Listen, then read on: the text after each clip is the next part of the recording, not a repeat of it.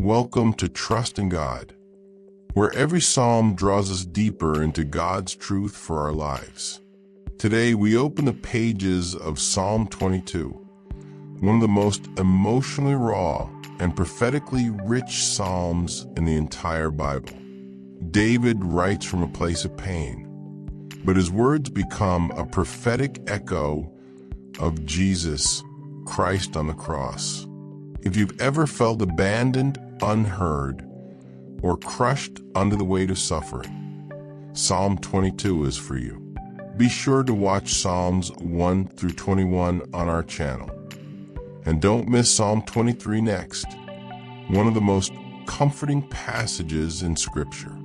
Now, let's enter into this sacred cry. Verse 1 to 2. My God, why hast thou forsaken me? This desperate cry pierces the soul. It was David's agony, but it became Christ's crucifixion prayer. The words of a king suffering in silence became the words of the King of Kings bearing the world's sin. If you've ever felt abandoned by God, comment 11:11. God still hears me below. Your faith in the silence still matters. Verses 3 to 5. Trust despite silence. David shifts. Even in anguish, he acknowledges that God is still holy. He recalls the faith of past generations who trusted and were delivered. He's reminding himself, God did it before. He could do it again. If you're holding on in the middle of silence like this video and comment 44:44, I still trust you, Lord. Verses 6 to 8. Rejected and mocked. David says, I am a worm and no man. He feels crushed by scorn. People mock his trust in God. These very verses were later fulfilled when Christ was mocked on the cross. He trusted in the Lord.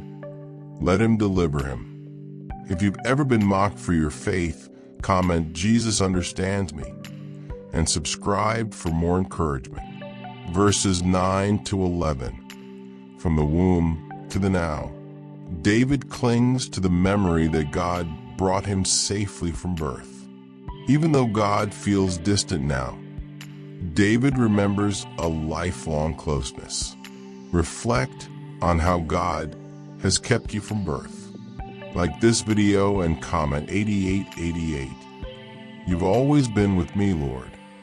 Verses 12 to 18. Surrounded and stripped. David vividly describes being surrounded by enemies, strong like bulls, ravenous like lions. His body is failing. His bones are visible. His clothes are divided. It's a prophetic picture of the crucifixion, down to the soldiers casting lots for Jesus' garments. If you're amazed by the Bible's accuracy, comment prophecy fulfilled 7,777 and share this with someone seeking truth. Verses 19 to 21. Final plea. David doesn't end in defeat. He cries for deliverance. He calls God his strength. Even while describing death's nearness, he still asks to be rescued. If you believe God is still your strength, even in your lowest moments like this, and comment God is my strength. 22:22. Verses 22 to 24. Praise arises from pain. The tone changes. David promises to declare God's name to others. He says, He has not despised the affliction of the afflicted. Even though God seemed distant, He was present. Always.